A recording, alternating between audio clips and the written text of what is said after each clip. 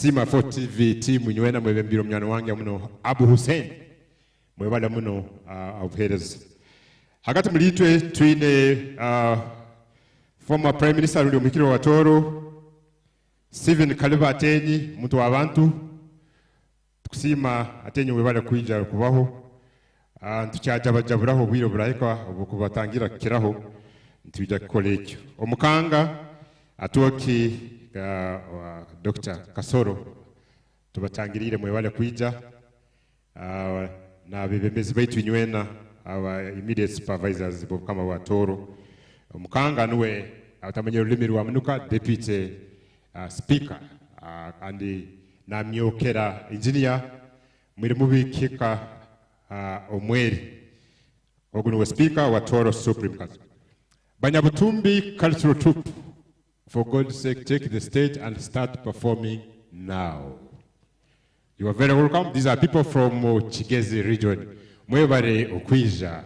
So mutireze sample kitaguro.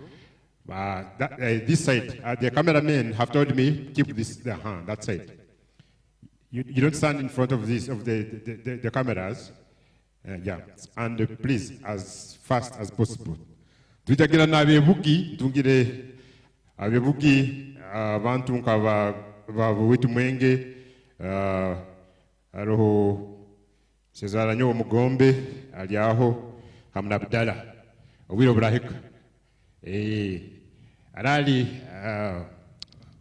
omnyoro mukama nimbarora aho mwebale sebi mnyano wanga afande mwebale muno kusemera mutu no kwiso mukolo kitinisa abamasaze nywena amagatwa current and previous nabasangirweho mwebale nyona okuba mukolo Banyabutumbi, the stage is yours. Twabukera basika tulinda bozo batuletere so Turabanyabutumbi twabukera basika tulinda bozo batuletere ndos Turabanyabutumbi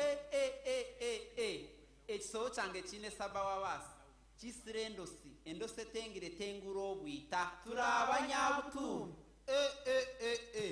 irobo lyange line saba wabasi gisirihe ihere ritengire ritenguro bwita Turabanyabutumbi